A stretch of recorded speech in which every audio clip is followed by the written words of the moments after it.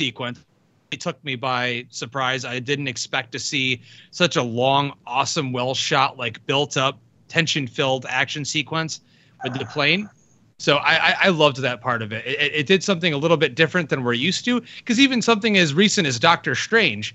Yeah, we had Doctor Strange fighting his main villain, not in a city, but it led up to it in a city battle. Mm-hmm. So you're still seeing the same old. Whereas this, Spider-Man is a New York City hero. He's a superhero that lives in New York City, in Queens, and most of these fights did not take place in a city setting. So that was one of my main positives about it.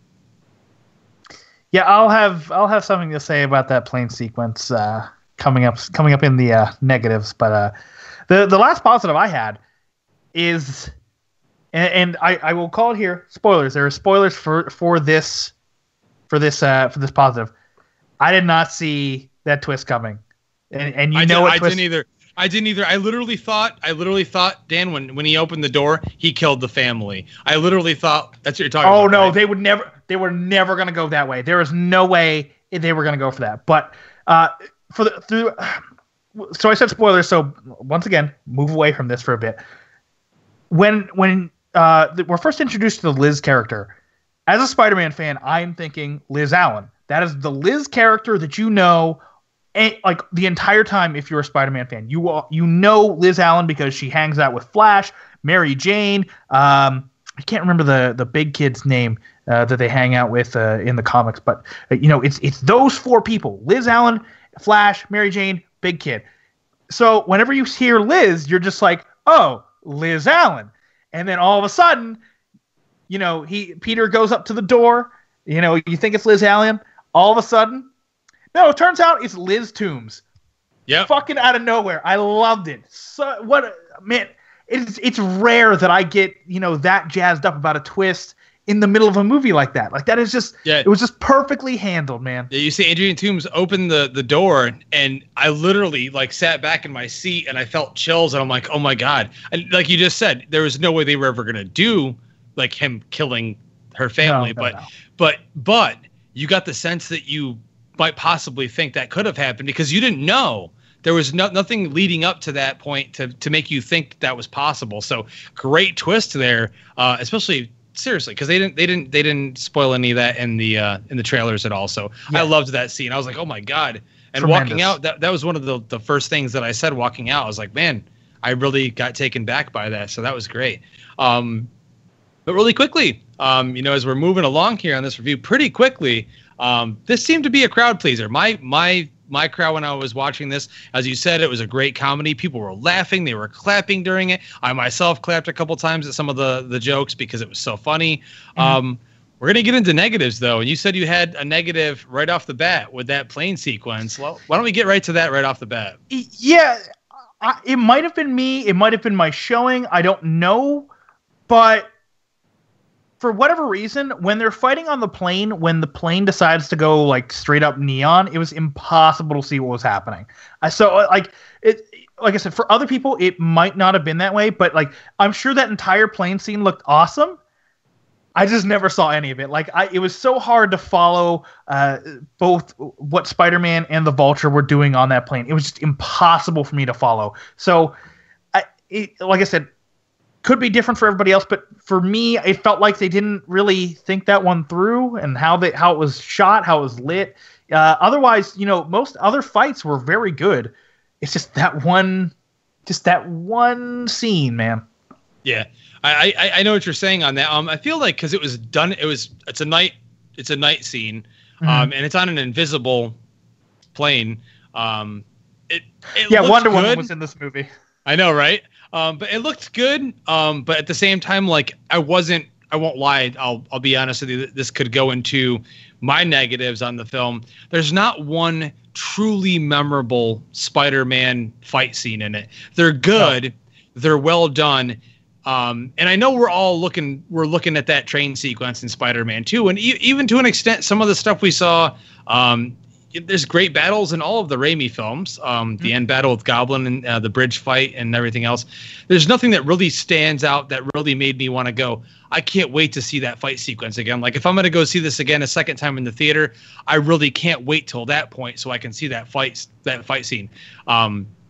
They're well done, well shot, everything else, but nothing really truly stood out to me like where they came up with something cool. Like it was an interesting idea because, dude, there was a scene in it where, and I don't know if they were like doing this to homage the original Batman, but Vulture goes up into the moon and you see his wings in front of the moon, just like in Batman 89, you see the Batwing in front of the moon, and you know, Spider-Man's like got his web attached to Vulture or whatever, but whatever.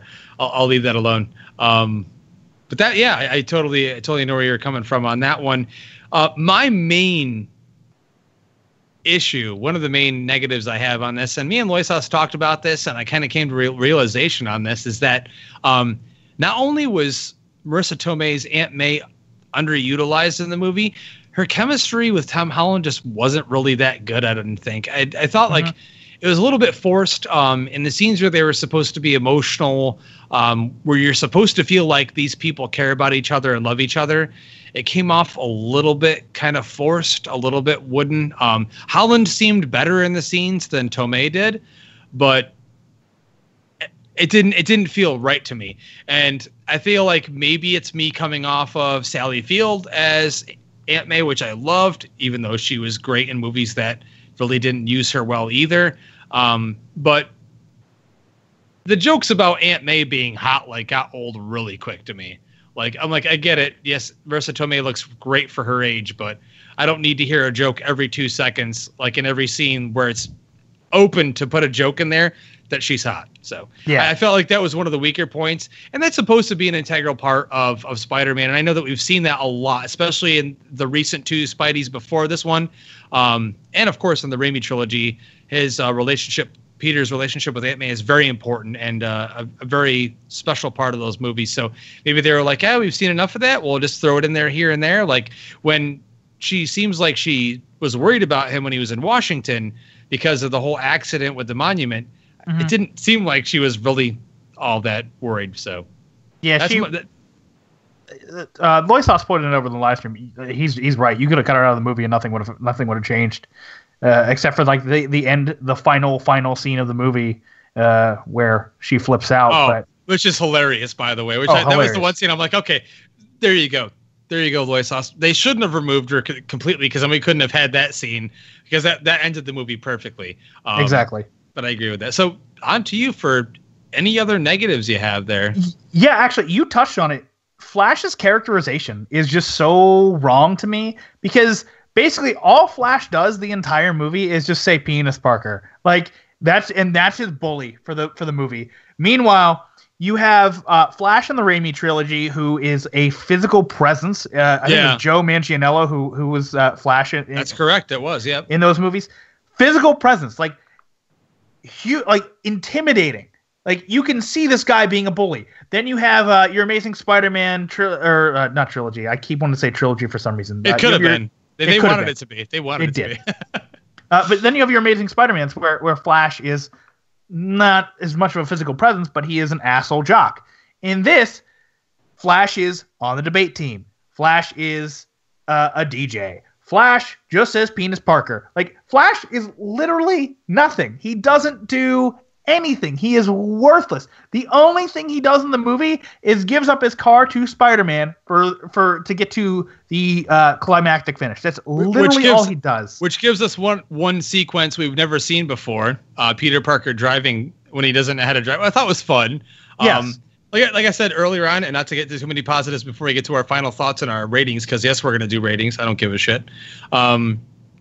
It literally looked at the other films and said, what has been done? What can we do differently? And they literally took note of that and did everything they possibly could to do something different with the character on screen. But yeah, Flash to me just did not work. Nope. He just didn't seem like...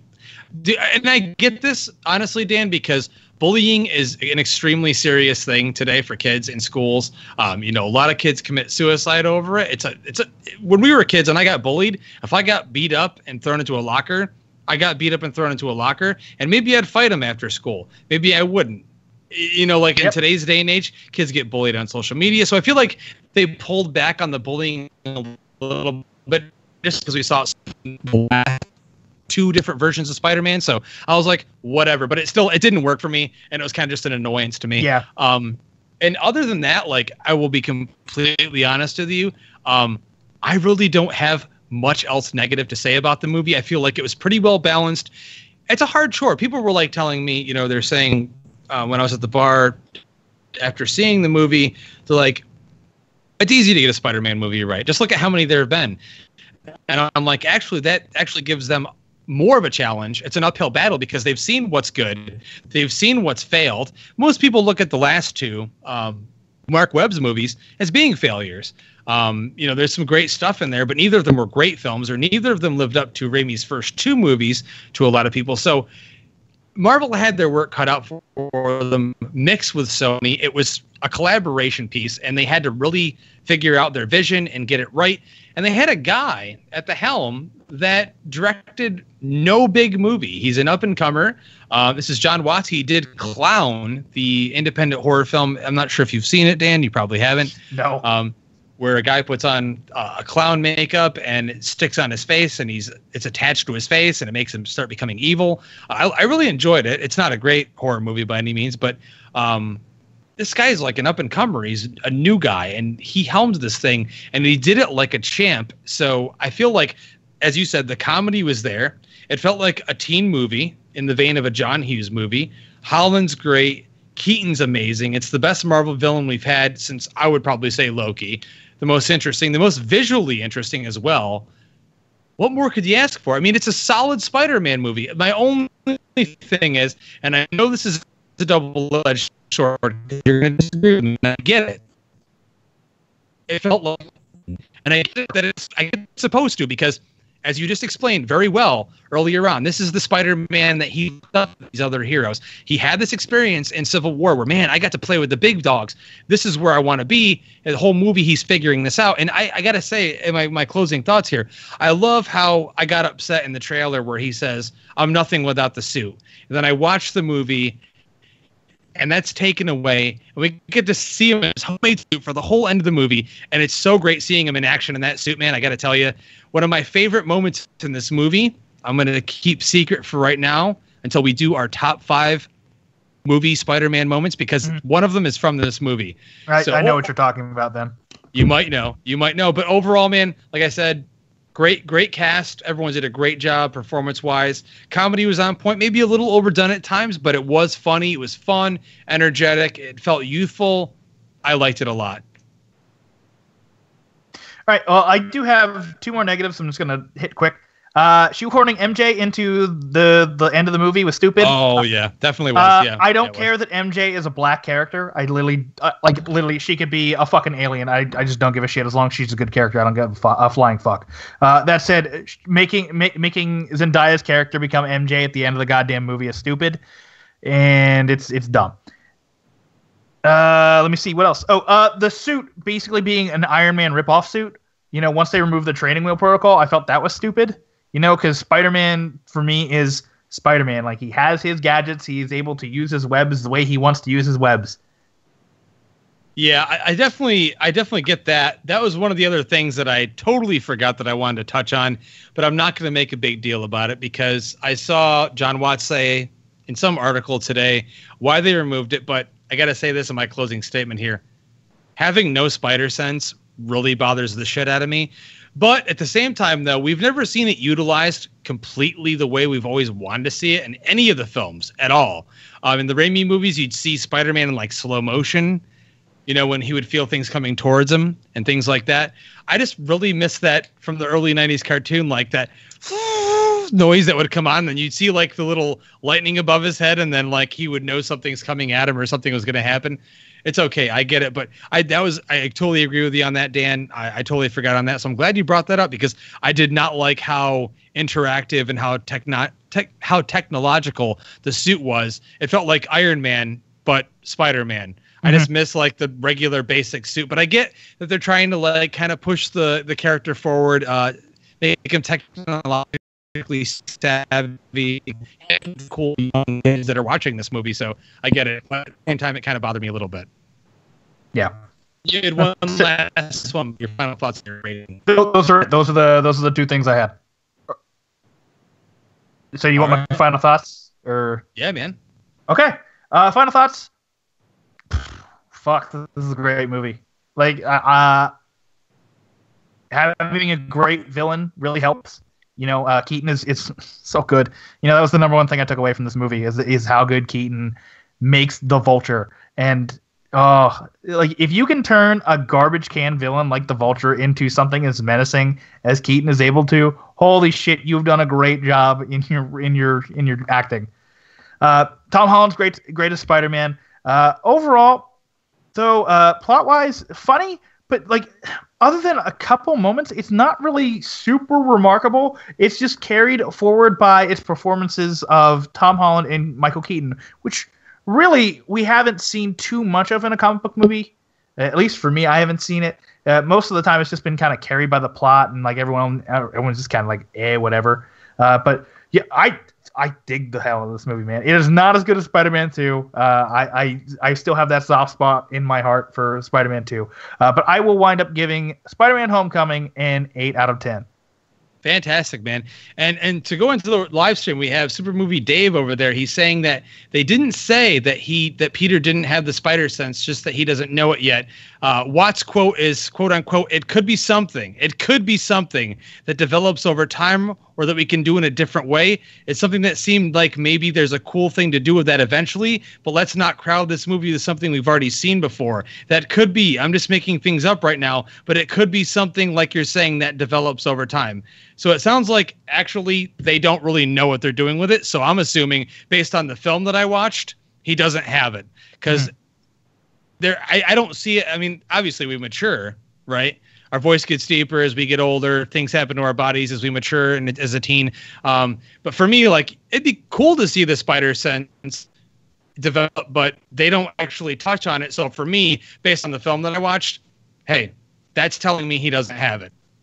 Just to throw that out there, Super Movie Dave. But I loved the villain. Best Marvel villain since Loki. Way better than the paper-thin garbage you typically give us. Or, you know, the stuff that's decent. The stuff that, you know, I really seem to be okay with because Marvel puts out quality material every year.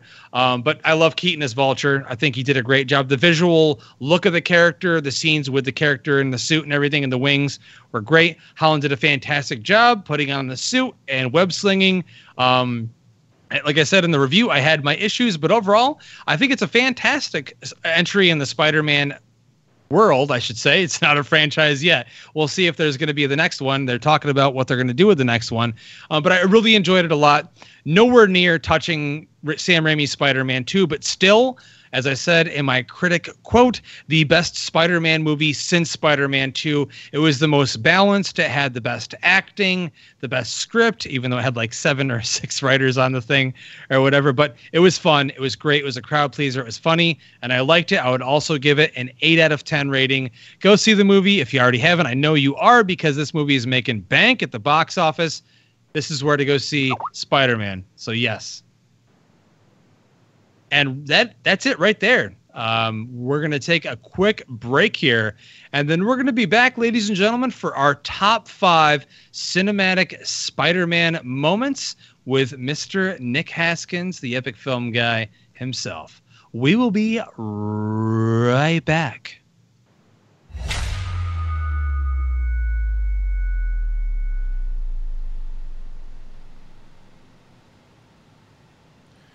Yeah, sorry, the stream and my internet decided to crash during that. Can you hear me? Yeah, I can, dude. Oh, okay. I'm gonna play this for the stream, just because. I literally had to pee like for the last 20 minutes of the work. This is a song.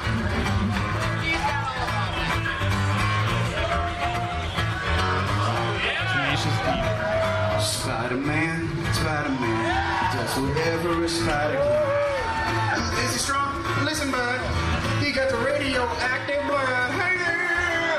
There goes the Spider-Man. Oh! Is he strong? Listen, bud. He got the radioactive blood. Can he swing from a thread? Take a look. Oh, hell. Hey there! There goes the Spider-Man. Ow! David Dark coming at him.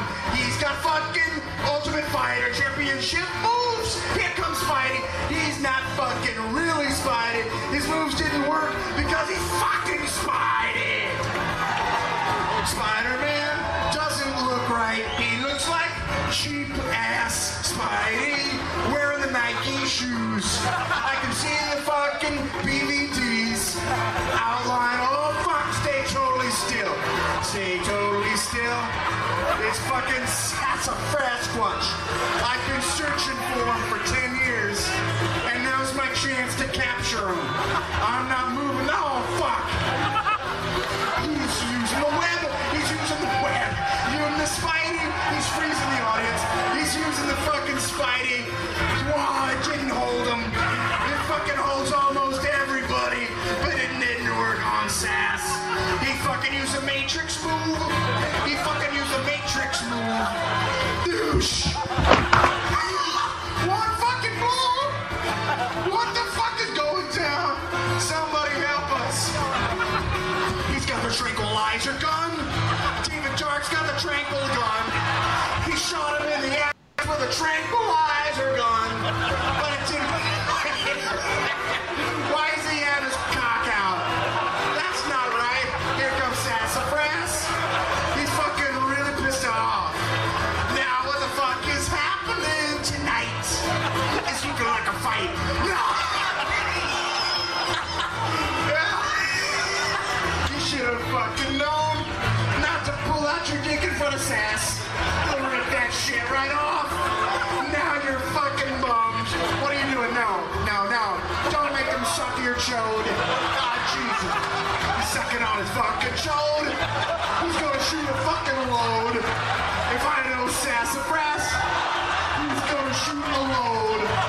Ah, that's an ordinary creamer. What the fuck? That's bad news, Bears. That's a lot of cum. That's way too much sass cum. Sassafras. He hasn't fucking done enough. He's dragging him by the foot.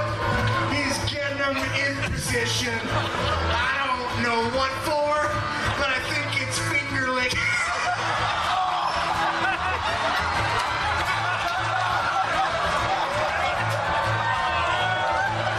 The ultimate, oh no, the Ultimate Fighter Championship. He's swinging shit, and he's taking a dump.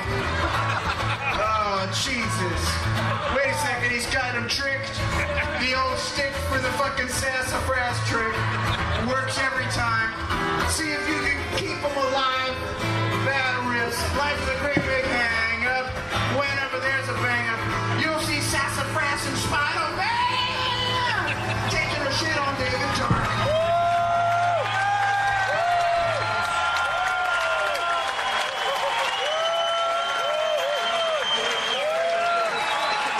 Oh, my lord.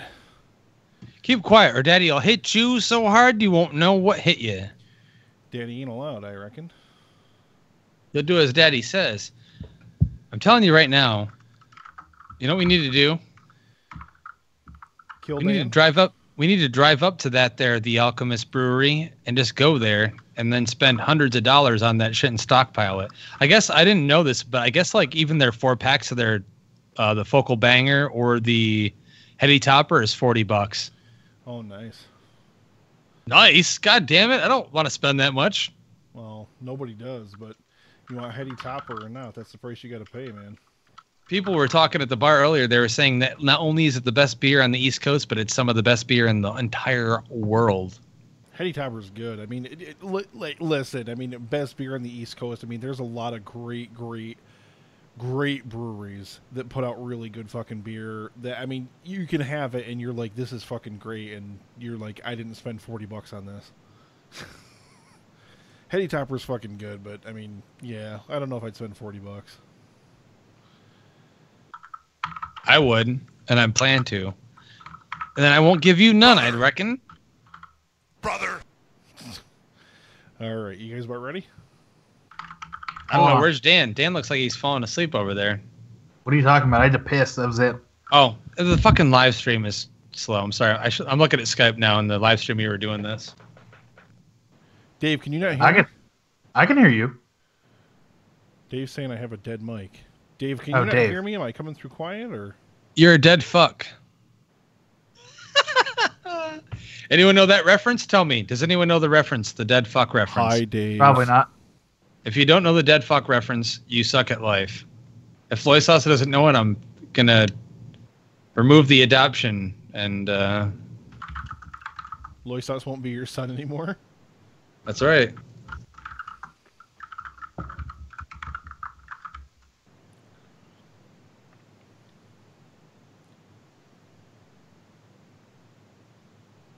Waiting for Tick the stream tock, delay to tick catch up tock. to see if the stream can hear me.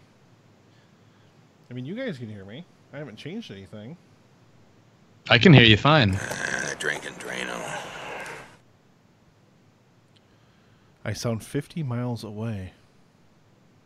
Well, you're more than 50 miles away from Dave, aren't you? Check. 1 2 1 2. Well, my Audacity's recording fine too. I do not know why, Dave. That's weird. All right, everybody get recording for me. Loy Sauce got it. Wait, let me make sure on something. Make sure I exported. I exported. Okay. Good. Good boy. All right. All right, and start recording. When are we going to disagree on something, Dan? God damn it. The show's not over yet. I don't know. We'll start with. It's fun when we agree, but I want to disagree, though. I said that in the live stream. I'm like, mark this on your calendars. Justin and Dan are agreeing about stuff. Hey, we agreed on Deadpool, so that was the first. That is true. That was the That beginning. is very true. And Independence Day and Suicide Squad. Yeah. Yeah. Lots of stuff. All right, Justin, give me a sound check. I sucked a dick last night. I'm pulling that for the soundboard. That's a fucking new sound drop right there. Oh shit, Dan. Caleb sucks fat cocks.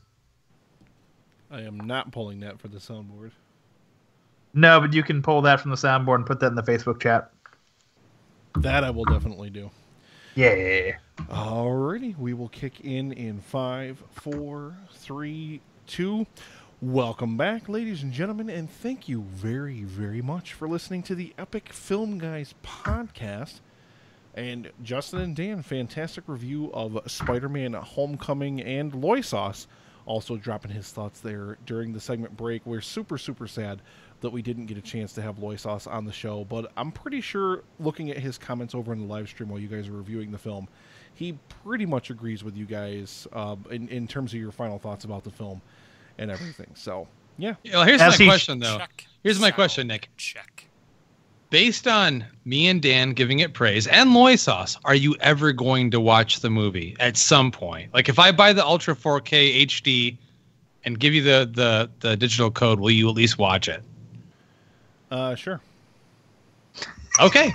Epic Film Guy Nick just said on the podcast, unless he edits it out later, that he will watch Spider-Man Homecoming. Oh my god, there you go. It's so edited. It's so gone. What are you talking about? You asshole. You dick. You dick. You son of a bitch. All right. We've actually got some respondents over on Facebook for this next segment as well. Our top 5 Spidey movie moments. And we're going to go through our lists here. Loy Sauce is also going to drop his own list in a special end of segment blurb. Boy Sauce, what the fuck is that number 2? Don't respond to it. You don't worry about it. We're going to play him at the end of the segment. All right. And since Dan is our guest, Justin, why don't we go ahead and kick it over to Dan? And Sure. why don't you start us off with your number 5 best Spider-Man movie scene?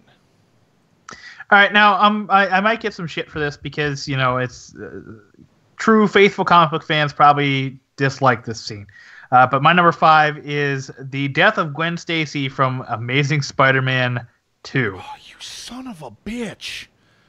That near number 5 as well? Number 5. Hell yeah! Whoa.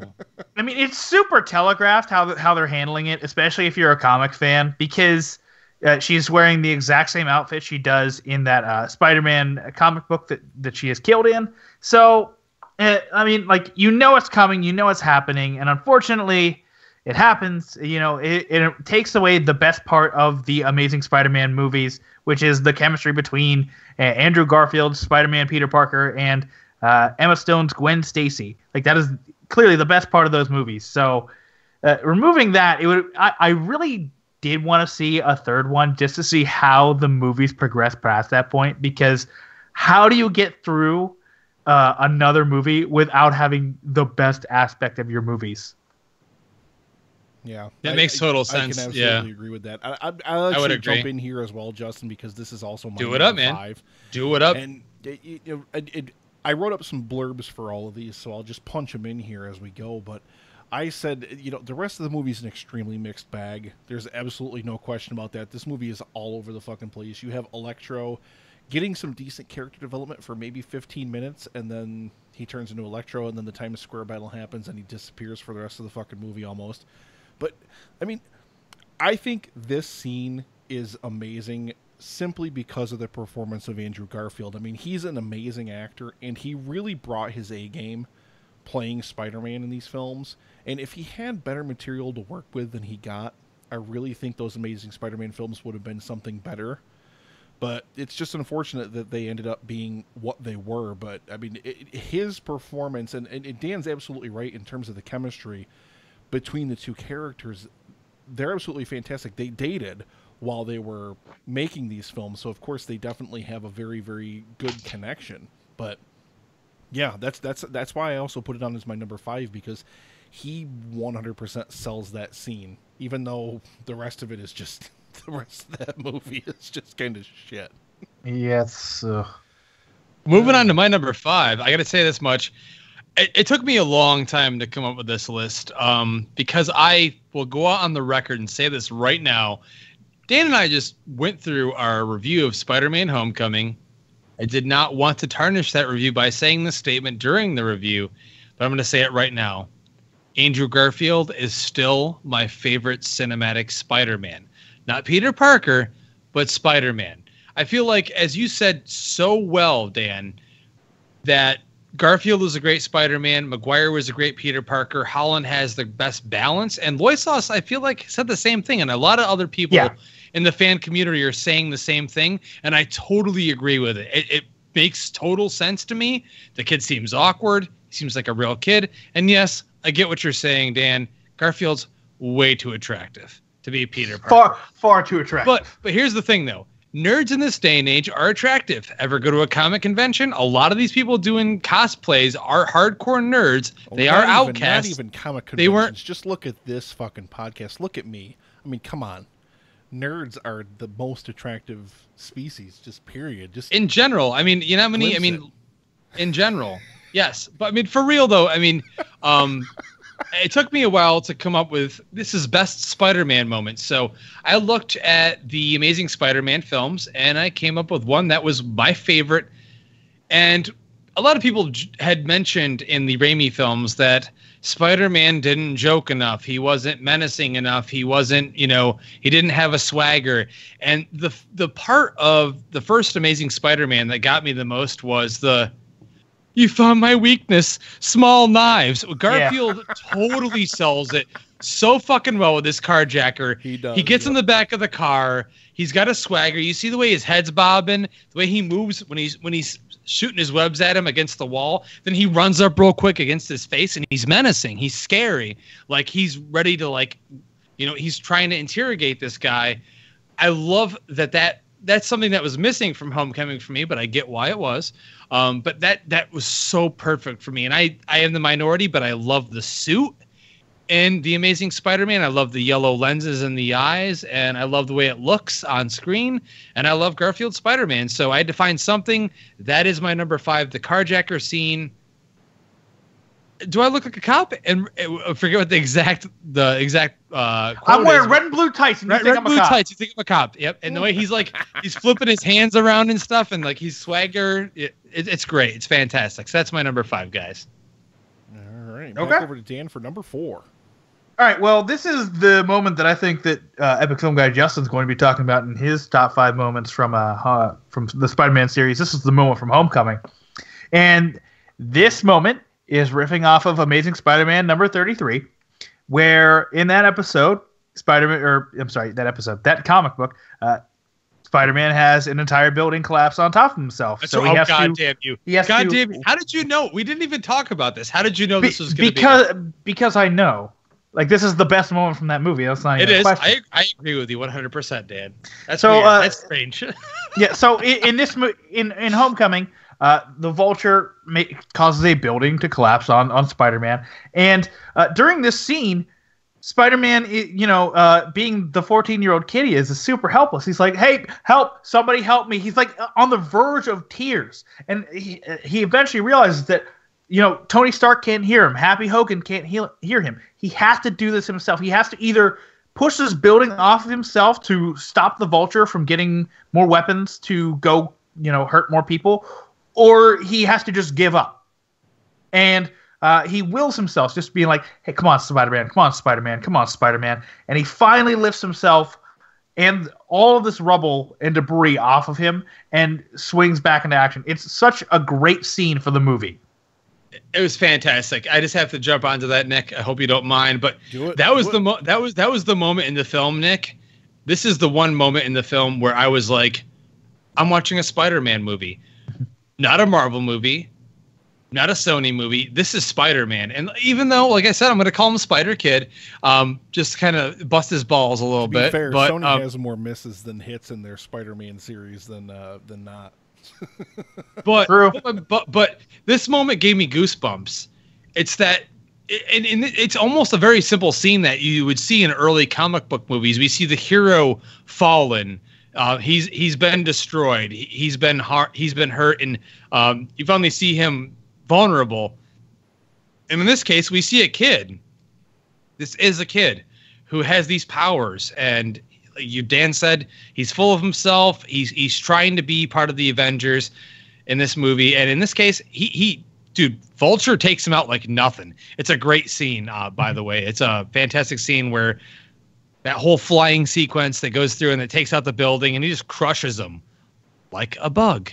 And then when he comes up, Spider-Man, I'm Spider-Man, and then bursts out of it. The way it's done, it's like I had goosebumps all over me. So that's my number 4. Fantastic sequence. Oh, wow. Probably my I'm favorite. batting pretty good with you guys. Probably my favorite sequence of the all right. entire film. All right. Well, I'm going to tip things back a little old school for my number 4, and I've just got this to say, guys. Bonesaw is ready. Bonesaw is ready. And then, of course, 3 minutes. I just of course, rewatched. Bruce Campbell's the announcer. Oh, God but damn. Bruce Oh, Campbell is man. the announcer, man. The entire wrestling match in the first Spider-Man film. I just rewatched these films over the past weekend because I recorded an episode with John from the Now in Technicolor podcast where we talked about the Raimi trilogy, and this is the moment in the film where this film picks up and just takes off. You get introduced to Spider-Man. Of course, yeah, the immortal Bruce Campbell announces the amazing Spider-Man. It's so amazing. And then the fucking Macho Man, of all people, they get the Macho Man Randy Savage to play Bonesaw in this scene. And then in Dan's absolutely right when he mentioned, or I'm sorry, Justin's absolutely right when he mentions that Maguire doesn't really do as many of the quips as Garfield does in the Amazing Spider-Man films, but this is one of those scenes where he's clung to the top of the cage. It's like, that's a great suit. Did your husband make it for you? And oh my god, and like the Macho Man, of course, the Macho Man is the Macho Man. He's just incredibly over the top, but that's just exactly what you expect from the Macho Man as Bonesaw. It's so good, and it finally sells you on Spider-Man's abilities. It's such an amazing scene, and like I said, that in that movie, that's where that film absolutely takes off for me because, like, the beginning part of that movie when I was rewatching it, and I don't want to get into too big of a sidebar on this, but like the beginning part of that movie, I was like, all these people are fucking assholes and I hate them. Except for Aunt May, because she's gold. Rosemary Harris is fucking brilliant in those 3 movies, but she's so good. she's so good. Oh. Like it's just when that scene hits, and then when he dons the outfit, and then of course you have the whole follow-up scene where he lets the robber go, and that's an incredible sequence all unto itself, where Uncle Ben ends up getting killed. But it's just great. So yeah, that's my number 4, the wrestling match in the original Spider-Man film. I think we're over to Dan now for number 3. Yeah, we are. Yeah. Are we gonna talk about honorable mentions or no? We will. Yes, No. we will. Okay. No. Okay. I'll leave it. Okay. No. Justin, No. will, Okay. but we will. All right. A spider crawled on the wall. Honorable mention. I'm just kidding. Go ahead, Ben. Yeah. Okay. I just want to make sure because I didn't know if I should mention it. Mention that then or now. So my number 3 is from the best Spider-Man movie, Spider-Man 2, and it is one of, if not the only horror type scene that you ever see in these movies. And of course, I am talking about the birth of Dr. Octopus.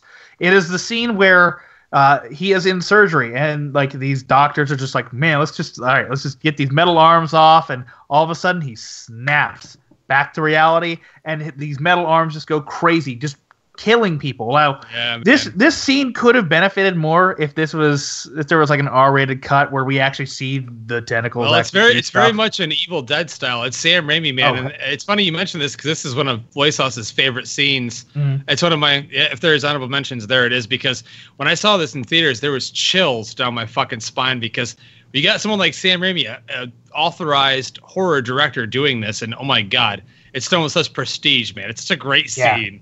It's just so chilling to just hear all the blood curdling screams, and it really could have benefited from a higher rating, an R rating almost. But you take what you can get. I just love just the horror aspect of the scene, just showing kind of like how easily that Dr. Octopus could just rip apart these people with barely even thinking about it.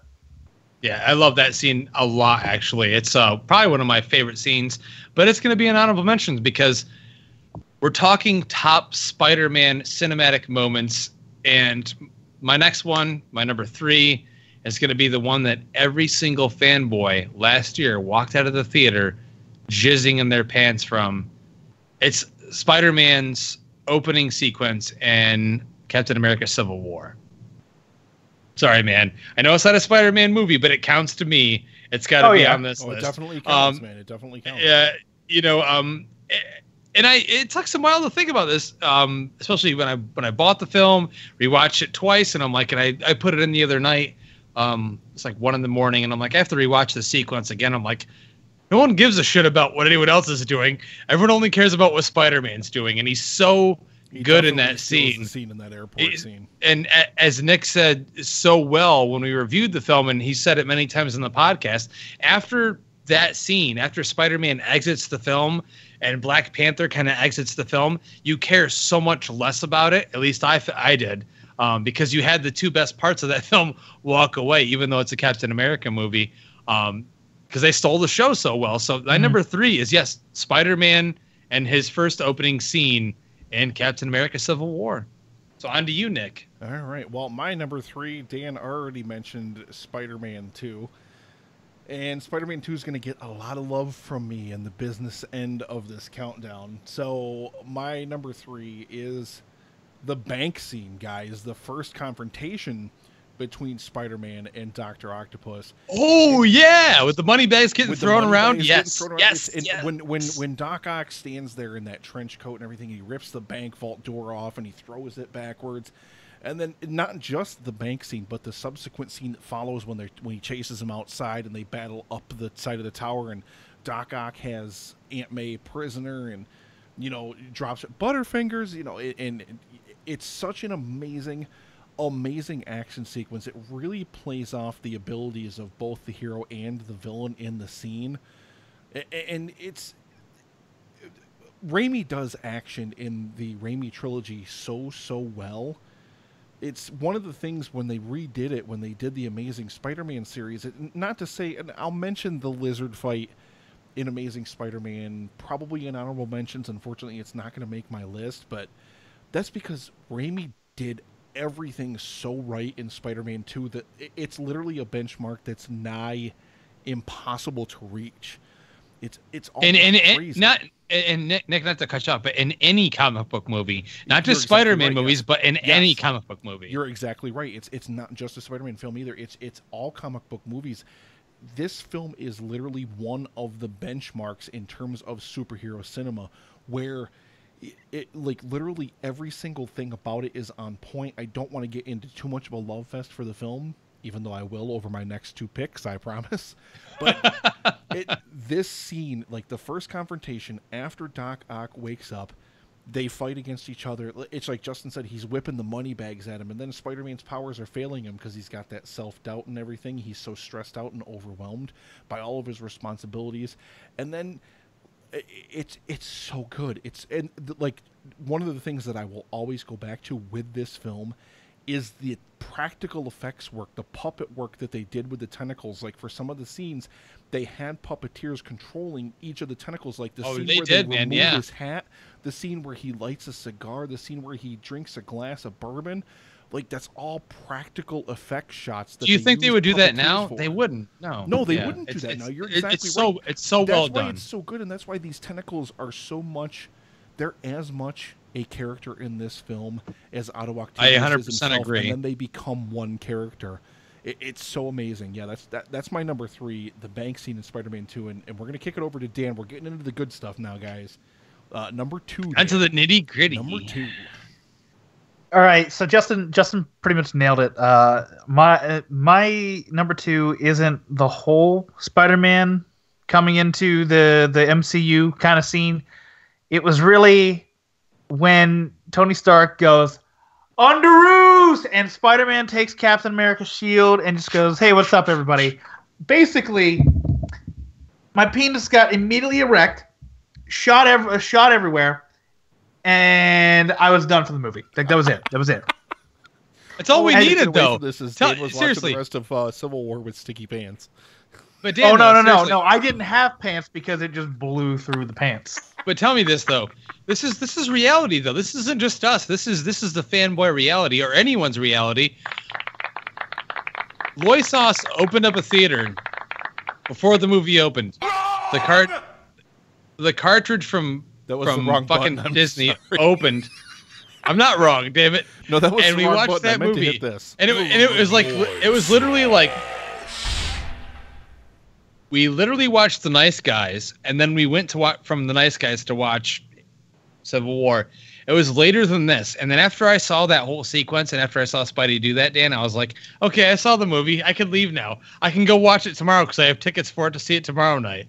Like you already know what you're getting into, and like that's what I came to see in this movie. Yeah, that was really it. I was like, man, I just want to see Spider-Man. Like, as soon as they announced Spider-Man, it's like, man, I just want to see Spider-Man. I don't care about anything else. Just show me Spider-Man. So we'll admit, Nick, we have to admit on the show here, real quick, we were the naysayers. We did complain a little bit because we were probably those guys that were like, I don't want to see all those fanboys get their way. We don't want to see those fanboys get Spider-Man back to the MCU because everyone's like, get Fantastic Four back to the MCU, get X-Men back to the MCU, get all of them back to the MCU. We're like, no, we want to see them suffer just because we hate them so much, but we don't, and it worked out great. I will agree with you in terms of the X-Men. I think, especially with things like Logan and Deadpool, granted, Fox also churned out Apocalypse, but the three out of their last 4 films, Days of Future Past, Deadpool, and Logan, have all been fantastic movies. And Apocalypse was just, unfortunately, a huge misstep in that. So X-Men can stay right where they are. Fantastic Four, Jesus God, don't even mention that. And then Spider-Man, I mean, we definitely saw with the Amazing Spider-Man films. Unfortunately, Sony just... what they wanted to do is they wanted to ride the Marvel wave. They wanted to jump on board this whole Marvel idea of creating a universe and doing all this stuff, but they cast an amazing actor and an amazing actress to play Spider-Man and Gwen Stacy respectively in Andrew Garfield and Emma Stone, but then the material just lets them down so much. Yeah, there's some Over great and scenes over. there. Some Yeah. great scenes to be had, but those scenes don't fit well within the context of the films that they're in. Exactly. So it just kind of takes you out of them. That's the crux of the Amazing Spider-Man films. Not to get off on too much of a sidebar about that, but they are filled with. There's some really great moments in them, but like overall, those films are a muddled clusterfuck, and they're just overall as films, they're just not good. That's going to get into, ladies and gentlemen, my number 2 most powerful, I would say, Spider-Man moment. And I'm just going to read off what this character says, and I'm sure you guys will all get it. I want you to know that I will always be there for you. I will always be there to take care of you. I promise you that. Oh, I will wow. always be your friend. Wow. Only a friend, Peter Parker. Oh, That's wow. all I have to give. Wow. And that to me is essential, not only to the character, but to any major superhero. Wow. And it's so powerful walking away from that, because we get that first full movie, and no other comic book movie up until that point had kind of done that thing. I mean, yes, we see in the first Batman, I've got to go to work. We're out there. We can try to make this work. With Superman, they touch on it. But it was that true moment where you realize at the end of the film that he is Spider-Man. And I love that feeling. And I think about it right now, and I'm talking to you guys as I'm looking at you at Skype.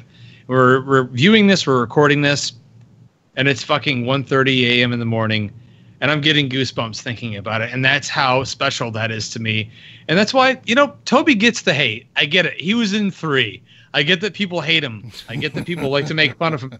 The memes are glorious to make fun of Tobey Maguire for his Peter Parker in 3 and whatever. But in the first 2 films, I think he's great. I think he's fantastic. And I do love his Spider-Man. And that moment for me defines what any superhero should be. They sacrifice for the greater good, and they sacrifice even though they know what they want. This is what I need to do, and I'm going to do it. And that's why it's my number 2. Yeah, I will not offer any argument except for the fact that Spider-Man 2 very rapidly undoes the ending of Spider-Man 1, because he still pretty much pursues Mary Jane for all of Spider-Man's. Well, of course, she's the only chick that. Come on, we all know what it's like to be after. I know. So I know. Yeah, of course. I get it. I get it. I'll jump onto my number 2 really quickly here. Dan actually already named this as his number 3. It is Doc Ock's Awakening. This is an amazing goddamn scene. And Justin had it absolutely right. Raimi getting in touch with his horror roots, going Evil Dead on this fucking thing. It's PG-13, and this scene, like, if I'm a kid, this scene is fucking terrifying. It's chilling. Fucking chilling, man. Yeah, dude, like these tentacles coming to life. It's pure horror. Like the girl getting dragged across the floor, like leaving. That's the best part. part. On the floor, The nails screaming scraping when on the floor. Oh my god. Yet is that a great scene? Dan already said it very, very well when he named that scene as his number 3. So yeah, that's it. Doc Ock Awakens, and Dan, it's time, man. I'm pretty sure we're all going to have the same number 1. If this isn't everyone's number 1, you're wrong. It's time. Leave the podcast. Yeah, exactly. It's Vader time. God damn it, Vader. Some 90s wrestling for you guys. Yeah, but he wasn't in the cage, which is obviously the number one scene. No, I'm kidding. No. No. Always ready. Right. No. Obviously the number 1 scene is the train scene from Of Spider-Man course. 2. Of course. Not Let's just get into it. 100%. Let's Not get even a into question. it. 100%. This is across the board, not only on this show, but I feel like in general with film fans, cinephiles, hardcore comic book movie fans, whatever. There's no question about this. Dan, tell us why you think it's the best. Well, we get a great fight between Doc Ock and Spider-Man. That's number 1. It's a really good fight. And that alone would probably put itself on the list. But then Doc Ock starts making this an unfair fight because Doc Ock is not held to the same morals that Spider-Man is. So Doc Ock starts picking people out of the train and throwing them off the fucking train. It. Oh, it's so Spider-Man great. has to save said people from dying because they're being thrown from the train. And then Doc Ock's just like, oh yeah, he definitely doesn't have my same moral code. I'm just gonna rip the fucking brakes out of this goddamn train, accelerate it to as fast as it will go, and Spider-Man has to save all these people while I can make my getaway. Everything about this scene is correct. This is how you play a villain. This is how you characterize a villain. Moral code villains that have no moral code should be doing this all the fucking time. And Doc Ock plays on Spider-Man's moral code. Didn't have to ask you. I have to ask you. It, man. I have to ask you: is Alfred Molina's Doc Octopus the best Spider-Man on-screen cinematic villain out of any of the films? Yes or no? He's better than Venom. Better than Harry. Better than the Lizard. Better than the Rhino. It's better than Electro. It's close with Keaton. I don't know. I have recency bias with Keaton, so I can't say for sure. But between him I would say Keaton's the closest thing that came on. But honestly, yeah. I think visually spectacular, Molina's Doc Octopus. I mean, I don't think anything could ever touch. Excuse me. I don't think anything could ever touch Dr. Octopus. And that's why I don't think they've rebooted or redone that character, because Molina's version is so perfect. Yeah, and he's also a tragic character because he loses everything. Not only does he lose his wife, not only does he lose his life work, he also loses his mind for the most part. Because the arms actually are what takes over. So everything about Doc Ock is just not him at that point. That's why I love the character, because he's going in and out, because I forget what the thing is called, the mind defibrillator, whatever. Inhibitor chip. Yeah, there it is. Yep. Yeah, it's going in and out, so it's like you'll get moments of him, and you'll get moments of just whenever he reasserts control over the tentacles. And Justin, jump right in here and let us know why this is also your number one, because this is my fucking number one too. There's no question about it. I mean, it's a given.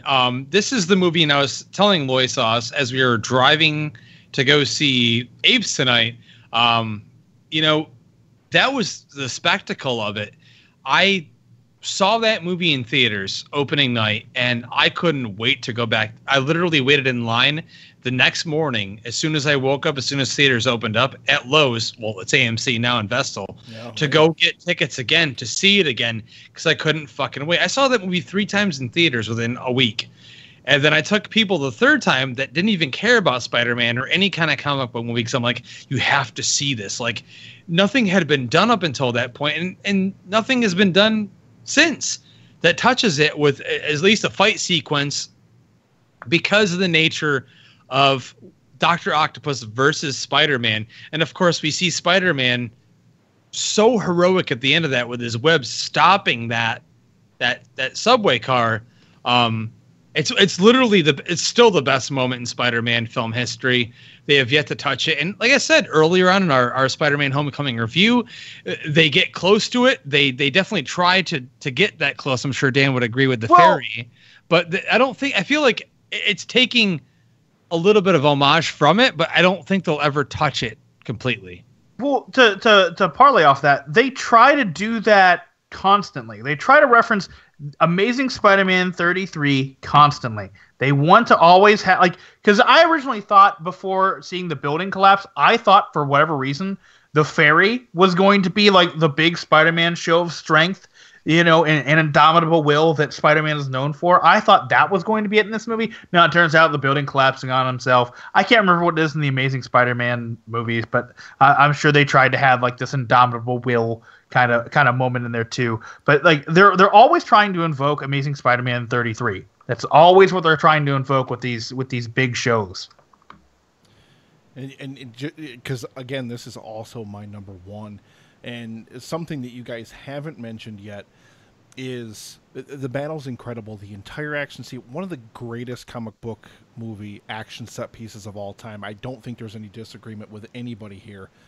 But after he stops the train and he passes out, the exertion is so much for him, he passes out, and they catch him and they carry him over their shoulders, and they lay him down, and then the one guy looks at him and he just says, he's just a kid, and the reality of this situation is driven home in all these passengers on the train. They hand him back his mask, the little kids, and they say, you dropped this, even though he ripped it off of his head, way back on the tracks or whatever. But that's neither here nor there.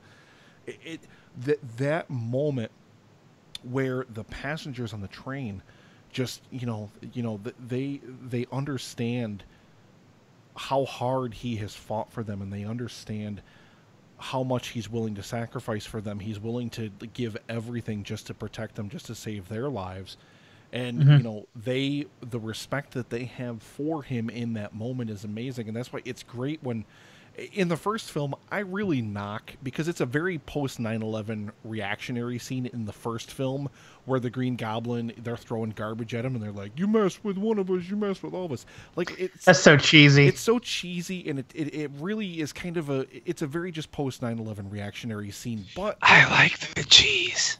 Shut up. In the second film, though, it makes so much sense. It does, though. They're so invested in the sacrifice that he has tried to make. Like, he literally gave his all to stop that fucking train. He's exhausted himself in every way, and it's so amazing, and it's so cathartic, and it's so brilliant, and they just it's the love and the respect for the hero. And Justin mentioned earlier, talking about like aspiring to be a hero, and like that's what you look for in a superhero movie. That's what I look for in a superhero movie, is moments like that where he has proven himself to the people that he wants to protect so much that they're willing to step between he and Doc Ock and say, no, you're not getting to him, you gotta go through us. Of course, Ock makes fucking short work of him, just the tentacles parts him to the side and fucking grabs Spidey and kidnaps him real quick. But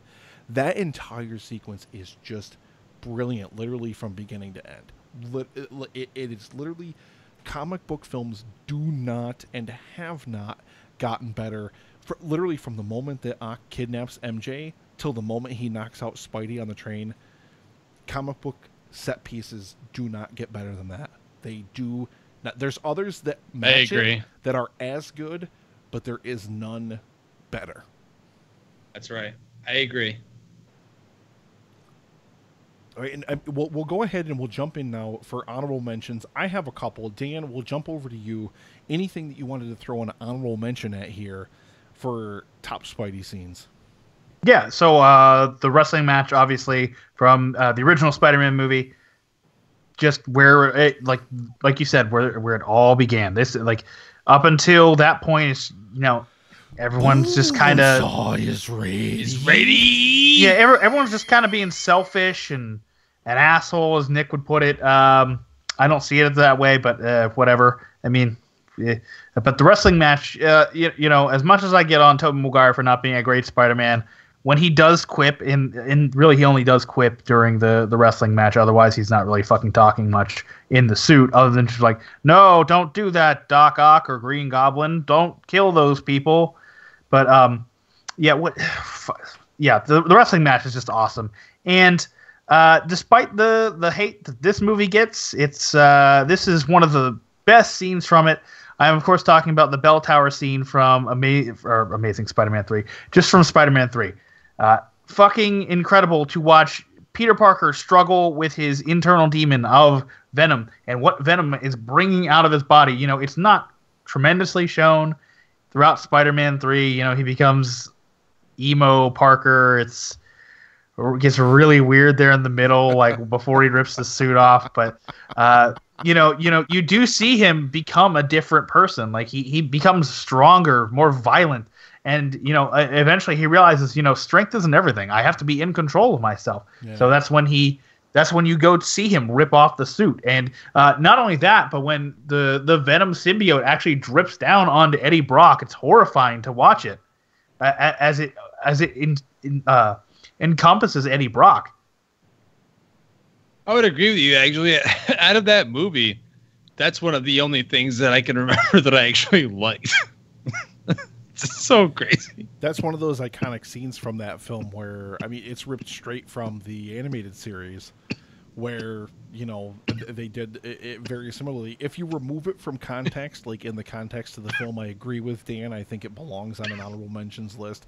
I wouldn't say it would be a top 5. If you put it in context of the film, there's no way it belongs any fucking where near the list. But again, that's what, when I looked at this list, and I don't know if you guys would say the same, but when I look at this list, I look at it out of context. I look at it in terms of the scene itself, and you know exactly what it does for the characters within it, and what it does for the, you know, just kind of everything overall. You know, I try to take the scene. I look at the scene more for what it is than for what it means. It's like the Gwen Stacy's death, my number 5. I mean, that would never, like. It Sorry, comes go ahead, off as almost an afterthought in Amazing Spider-Man 2. And, you know, I don't want to get on that too much, but I'll jump on mine, Justin. We'll kick over to you in just a moment here. But some of my honorable mentions here really quickly, also from Spider-Man 3, Dan. I'll also throw some love its way for The Birth of Sandman. Okay. Yeah, the Birth of Sandman. I think the score here is one of the best moments. And it's on point when he's trying to form himself out of sand and he tries to pick up the locket and everything like that. It's really, really heartbreaking. It's really heart-wrenching. They kind of tried to do the tragic angle with Sandman that they tried to do with Doc Ock. And it's not to say that Thomas Hayden Church it doesn't work up to it. I love Thomas Hayden Church. I think he was good for the role. I just don't think that it was realized well enough on screen. But that's one of them. And the only reason I'm going to put these as honorable mentions is because I couldn't pick just one to put in my list, so I decided to put them all as one bulk in the honorable mentions. Everything, including J. Jonah Jameson. Oh my god! J.K. Simmons is literally this fucking character. He's are we ever gonna see this character again? Are we ever gonna see this character again? I mean, I feel like they already know that version is so iconic. It's like, let's not touch it again. So we're already in our second reboot, and the first reboot didn't have him, and the second reboot's not gonna have him. So what the fuck? Now he's Commissioner Gordon in Justice League. How can you touch the Batman? It's one of those things, and eventually somebody will do it. Eventually it will happen. Maybe in the Spider-Man Homecoming sequel we'll see it, but it's one of those things where when you look at what J.K. Simmons does with the character, he steals every single scene he's in all 3 movies. He captivates you from the second he shows up until the second that scene ends. He's just that fucking good in that role. He's absolutely amazing. And one more honorable mention here, and I want to kick it over to Justin. The ending battle in the original Spider-Man film between the Green Goblin and Spider-Man. It's one of mine, yeah. It's not even because... It's not... I have huge issues with the Goblin glider and all that shit, but it's the brutality of that fucking fight. This is a PG-13 comic book movie. That fight is brutal as hell. You don't see shit like that nowadays in comic book movies. It's far more family friendly. It's far less brutal. It's far less, you know. Well, what happens? Intense. I mean, think about what happens to Goblin. Think about what happens with the glider. You know. You're exactly right. And Willem Dafoe, of course, is amazing as the Goblin in spite of the fucking helmet. But just that scene, like that fight, is a brutal knockdown, drag out battle between these two characters. It's a fantastic fight scene in its own right. It almost made my list, but I didn't put it on the list just because of the goddamn fucking helmet. I hate that fucking helmet. I can relate to you and your hate for the helmet before I get to a couple of my honorable mentions, only because I rewatched Sam Raimi Spider-Man recently for its anniversary. I watched the Blu-ray, my setup, and I still legitimately love the movie. A lot about the movie. I really enjoy it. I like it a lot. It's definitely not the best Spider-Man movie, but dude, the helmet. It's so hard to get past. When you look at what they originally came up with, the animatronic face that literally looked like the Green Goblin with the huge orange eyes, it looked awesome, but I don't see that translating well on the screen either with the version that they were making, the film they were making. So what else would they have done? Because in the comics, it's just the mask he puts on. So that's the hard part. And I feel like they were kind of stuck in a corner and they made a quick decision, and probably not the decision from what I've read that Sam Raimi wanted to make, but he was it had to be done. So I agree it is with what you it is. 100% on that, Justin. It's one of those kind of tough things where, especially because you can listen to the commentary and you can watch the special features on the original Spider-Man DVD or Blu-ray, and Raimi and the effects team, they all talk about the Goblin suit and they all talk about the tests that they did with the makeup and the practical effects. With the only thing to me is, no matter what way you slice it, and the only reason I ever find fault with it is because Raimi and Willem Dafoe is just so fucking good as the Goblin. He's the best, He's so which is why it's more expressive frustrating. Yeah, and I get that point, and we'll never know because we didn't get a chance to see that in the film.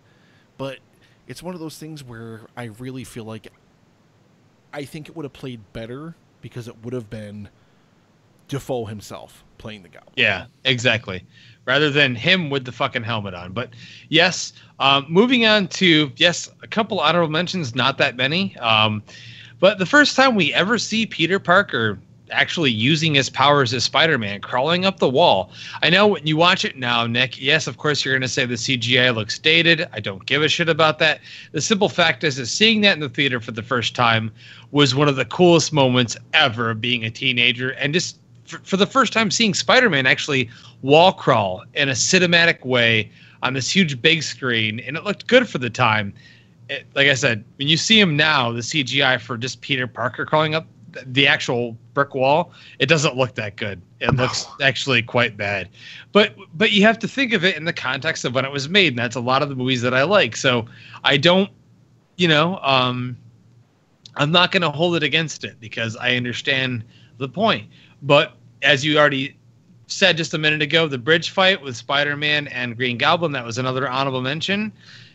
Other than that, I have to say, even though it's not really a full scene, I love Dane DeHaan, and I liked his version of the Green Goblin in The Amazing Spider-Man 2 very, very much. I've said it many times on the podcast. I would have loved to see more of his version of the character. He's a great actor. I feel he's being underutilized in a lot of the movies he's getting roles in, working with great directors, but not getting much out of what the scripts are providing to him. But I loved when he showed up at the end of that movie. He was just in the wrong movie at the wrong time and ham-fisted, shoehorned into the script and into the film. So he didn't luck out, neither did we. So that's it. That's all I got.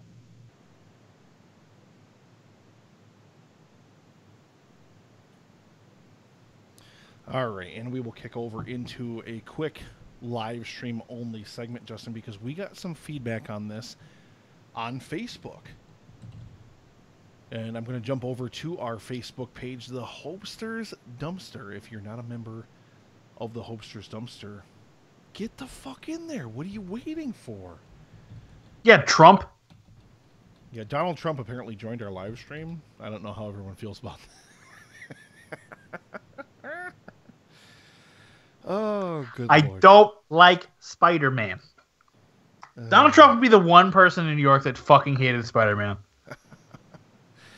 All right, well, to jump into these really, really quickly, thank you to everybody in the Hopesters Dumpster that got back to us. We love you guys. Thank you very, very much for being a part of our fan community. Jump over to that again. It's facebook.com/groups/epicfilmguys. And you, too, can jump down behind the Ned Devine's bar and sling back some swill like the filthy, dirty, disgusting son of a bitch himself, the Hopester. All right, and Paul from the Countdown, speaking of Paul, he'll be on next week. He said, I do love the scene in Raimi's Spider-Man in the burning house when he jumps and spins between the Ninja Star things from the pumpkin bomb that the Green Goblin throws at him. And he said, plus the swinging between buildings for the first time was pretty great. And Epic Film Guy Joe Hoffman, former Epic Film Guy Joe Hoffman, one-time Epic Film Guy Joe Hoffman, whatever you want to refer to him as.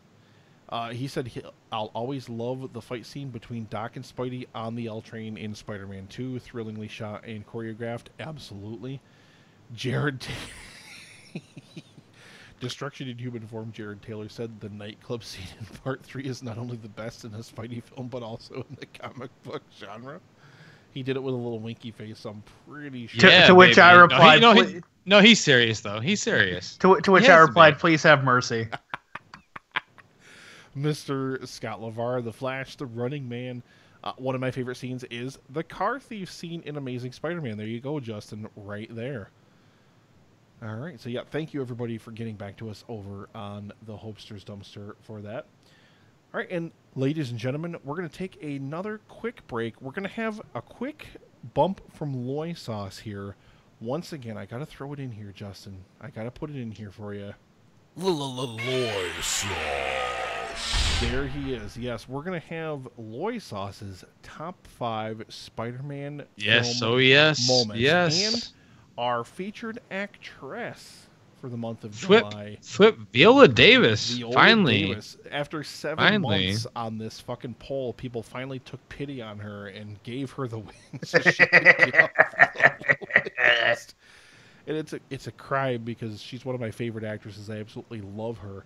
So please enjoy Loy Sauce's thoughts. Please enjoy this clip, and we will be right back. Wait, I meant to do that differently. Flip. And we Flip. will be. Wait, I'll say, and we will be, and then Justin, you say right back. All right. Okay, fine. Okay. And we will be. Right back. Whip. Flip. Flip. Everybody keep recording. There's no sense in stopping, I guess. Oh shit! Okay, never mind. Everybody stop then. Oh man, it's almost 2. I have to go to bed in like Yeah, less we're than 5. just gonna roll out the show and then we'll be done. Exporting. God, Sorry. goddamn that Apes movie. Goddamn the best movie of the year that I just watched earlier. Goddamn the movie that's the best third film in a trilogy of all time. I fucking hate you. Fuck off. I mean, what's it really competing with? I mean, well, not that many movies, honestly. That's my quote. That's the quote that I gave to the guy. Because no one was saying anything to him, so I walked up to him. He's like, "Any feedback for the movie? Do you have a quote for the movie?" And that's what I said. So I'll give you that. I can't wait to see it again. I have to go see it again on Thursday. Damn it! Fuck yes. I'm going to see Spider-Man: Homecoming again tomorrow. I thought about seeing it again, but the wife wants to see Baby Driver since she never got to see it. So I'll probably take her to see that, and then I have to show her Abe's. No. Just tell her it's about a guy whose name is Baby and he drives. I mean, I'll be definitely getting the Blu-ray, but I'll probably talk her to seeing Apes again. I'd rather see. There's no question I'm getting the Spider-Man: Homecoming Blu-ray. It's not even remotely a question. Dude, well, you saw Marvel. They're doing the Ultra 4K now. Spider-Man: Homecoming's up for pre-order, and the first one they did is Guardians 2, which sucked, but it was shot in fucking 8K. So it's like, well, what else am I gonna do? Fuck you, Nick. I love you, dude. All right, you guys ready to roll to the last segment? Yeah. I have to stop my recording. You told me to stop. Yeah, stop and export. Dan already stopped. I was going to just keep going, but Dan had already stopped. It'll only take a second. I'm too programmed into we'll be right back. Okay, that means fucking stop recording. Yeah. I know. It's all right. Everybody start recording again. Okay. Hold on. Give me a second. I ain't giving you Shit's nothing. slow right now. God damn You gotta it. give me something. Lieutenant, I heard we had ourselves another bat attack. That's what, 8 sightings in just under a month? I hear the commissioner's even opened a file. True? They'll be writing this stuff in the newspaper, Knox. You'll ruin your already useless reputation.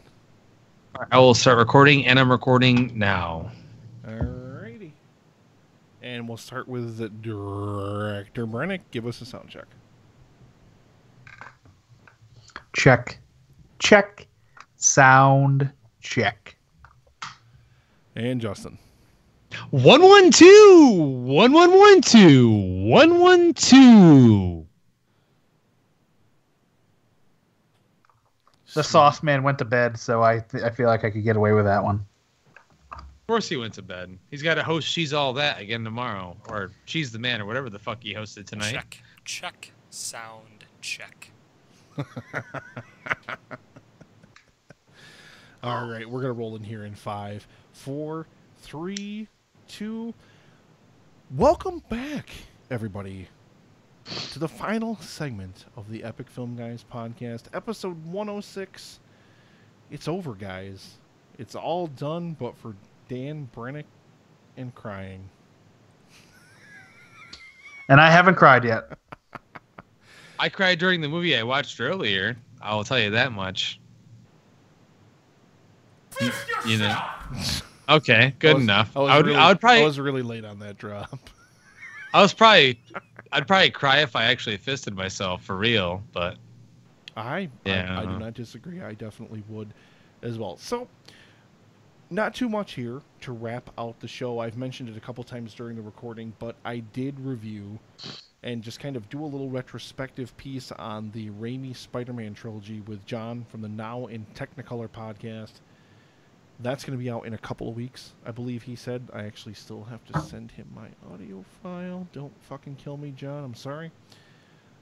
I am also on with John from Now in Technicolor on the anniversary episode of the Super Movie Brothers. And we played that fun, awesome drinking game that I was talking about. Like I said before, Paul will be on the show next week from the Countdown, and he'll be doing an Apes retrospective with us. Rise of the Planet of the Apes and Dawn of the Planet of the Apes. Unfortunately, he will not get to see War. So we're going to rejigger that recording on the live stream. We're going to record the War review last, so that way we can get him in, get him out, and we don't have to spoil anything about the film for him, because I will be seeing it in like 3 really long fucking days, and I hate Justin so goddamn much for the fact that he got to see that movie way earlier than I do. I almost got I had to get like felt up as I was going in, make sure I had no special devices or weapons, and I got looked at like I was a vandal or a criminal as I was leaving the theater. You know, I felt violated, but I just still saw what is my number 1 film of the year tonight. So whoa. Yeah, if that doesn't throw another log on my fire of anticipation, I am so fucking excited for this movie. And then Podfix Network. We are, of course, the movie Pod Squad Network is gone. It's dead. Director Brennick shoved his dick into it just to make sure it was dead. Yes. I'm sorry, I don't know what that yeah, means. I had to he's shove... kind of necro, right? You're kind of necro. You like the necro stuff, right? Yeah, a little bit. No, I had to shove my dick into its eye sockets because we don't fit in the movie Pod Squad Network. Like we like half and half. Like we do half TV shows, half movies. So it's just like, well, we gotta kill this so we can be part of the network. So that's how I did it. But yep, we are now the Podfix Network, so all the great movie Pod Squad shows and the shows that I mentioned earlier from Twisted Philly, Shaken Not Nerd, How Have You Not Seen Movies, the Netflix and Swill podcast, and Jake and Tom Conquer the World. Amazing to be part of this amazing network, and we've had a lot of great conversations about the future of the network and the things that we're going to be rolling out, so I'm super excited for that. A Podfix Network Christopher Nolan Megasode. Once again, if you want to be part of that, that is going to be recording on Friday, the 21st of July at approximately, give or take, 10:30 p.m. And we're going to be reviewing Dunkirk, as well as talking our 5 favorite Christopher Nolan movies. You can't miss this one. It's always a great time when we get all the network shows together, or at least as many people as we can possibly get on the mic. I think in episode 95 we had something like 10 or 11 people on the mic during one of the segments at one time. It was absolutely crazy. It was absolutely amazing. And we hope for the same kind of a turnout here, even though these things are a clusterfuck and a half to edit. But they're so much fun in the end. And you love it. It's a challenge for you. That's what you like. A month's worth of outtakes beyond like the end of it. That's where we got Justin singing Roxette. It must have been love. Oh my god. But yeah, there's so much more fun stuff, and then we've got so much more stuff coming in August and September. Spielberg challenges going on right the fuck right now. Get over to the Hopesters Dumpster and check in your Spielberg challenge films. Let us know you're taking part in the challenge. We had such an outpouring of response in terms of votes. Get in there and watch those films. Watch those Spielberg films. Relive them. Enjoy them for the amazing, amazing films they are. Of course, maybe not Close Encounters. I haven't seen it, so I can't speak to that, but Justin probably will.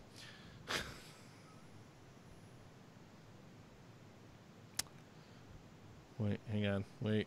It's worth it. I gotta do it. I'm still alive. I'm still here. But you know, Oh. it's always an absolute pleasure, and you can actually hear me on their most recent bonus episode where, for the live stream for The Cure, if you did catch that, and I still have the audio, I still haven't done anything with it. I will as soon as I get the opportunity, but we did a 1-star review segment based on Netflix and Swill's extremely popular and extremely wonderful 1-star review segment. And we talked about The Disappointments Room. And, well, since Dan and I both needed to watch the film, we decided to watch it at the same time and record a full-length commentary.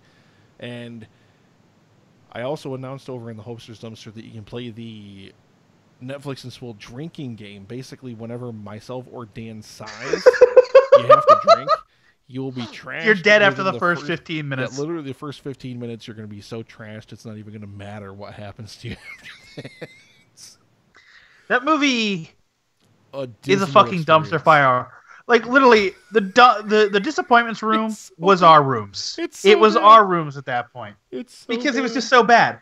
Like, and the whole process behind me picking that movie was I went to Rotten Tomatoes and just went, what's a 0% movie that's currently on Netflix right now? Yeah. Oh, The Disappointments Room. Yeah, let's fucking do this. It has Kate Beckinsale. There's no way this can be good. as Kate Beckinsale and literally the worst male lead actor I have ever seen in a motion Nick, picture. I'm telling you, I'm trying to do a New York accent, but I can't nail it because I'm Oh from my the United Kingdom.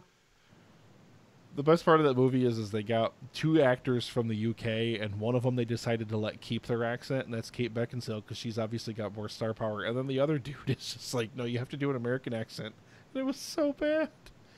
Oh my god, it was terrible. But yes, please check out their bonus episode number 2. You can hear me and Dan savagely destroy that movie for its entire runtime, and you can actually queue it up with the movie and watch it along. But as if our audience doesn't already know, Dan, aside from over at podfixnetwork.com, because you're also a member of the same network that we are, where can our listeners find the Netflix and Swill podcast? Well, you can find us on our social medias, Netflix and Swill, that's Facebook and Twitter. And you can find us on your podcatchers of choice, Apple Podcasts, Stitcher, Google Play, Podbean, TuneIn Radio, and we post our episodes on YouTube, even though no one fucking watches them. We're thinking it's... then.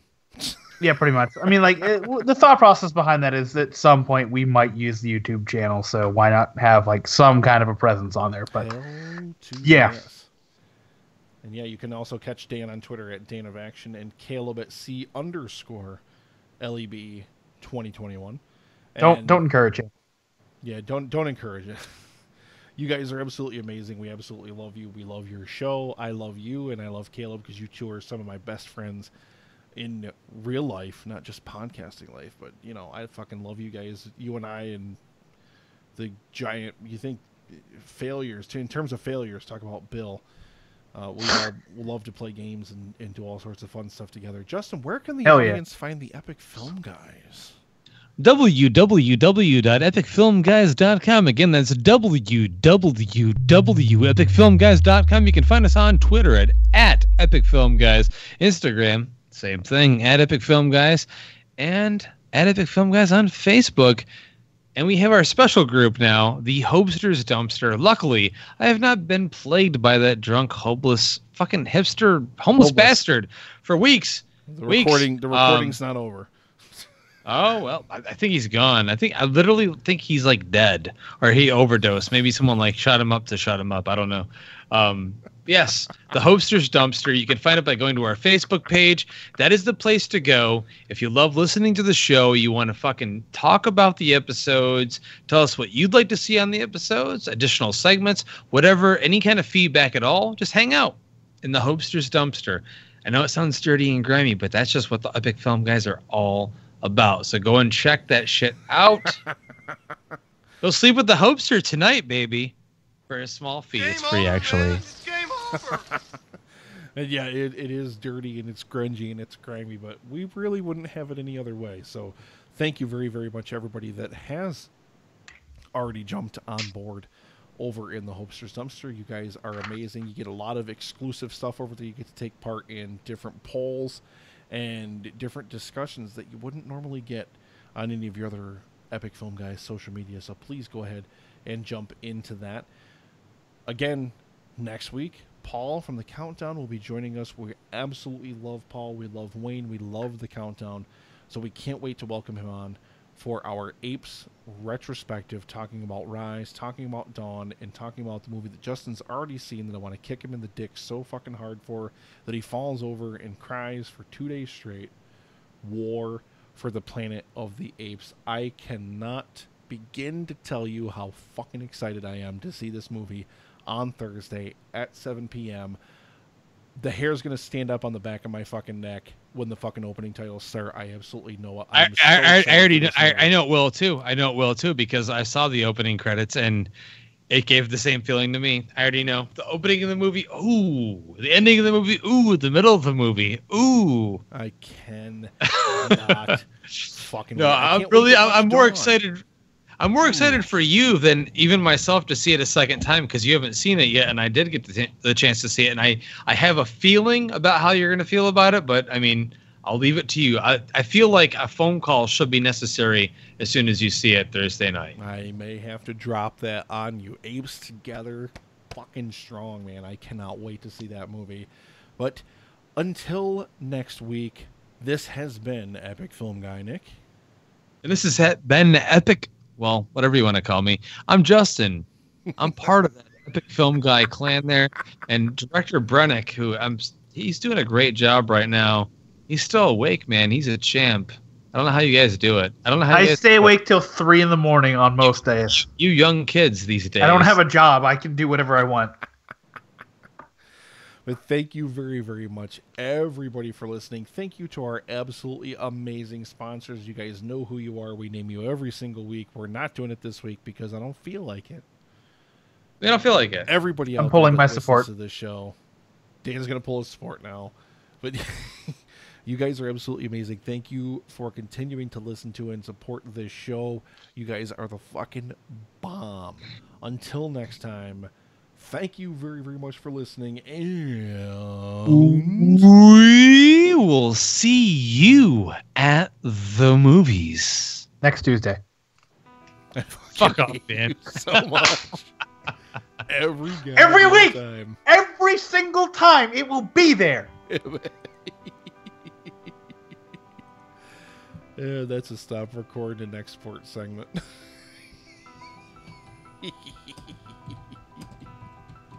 I gotta listen back to that. Oh, that's amazing. I just saved that file as part Dan ruins everything. I gotta re-record these fucking bumpers too. I'll probably re-record it before we fucking release the episode on Thursday. Boys, it's been a pleasure. I'm definitely going the fuck to bed because it's 2:13 in the morning. I have to get up for work very shortly. Good night, my friend. Have fun. Good night, boys.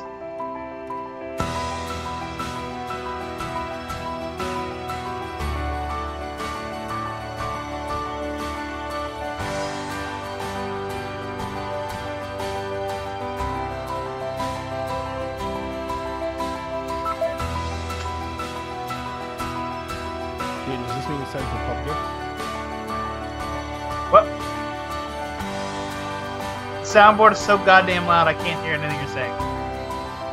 Yeah, this one's loud on purpose.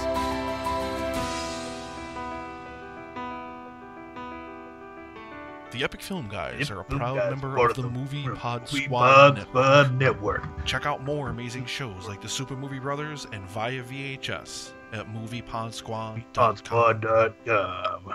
No, I said, does this mean it's time for PUBG? I mean, we can. I'd be down for a match. I gotta switch over to the laptop, but that's fun. Thank you very, very much, everybody, for watching the live stream. There's nobody watching now, but if you're watching this after the fact, thank you very, very much for tuning in. Peace. I'm uploading my shit to Dropbox right now.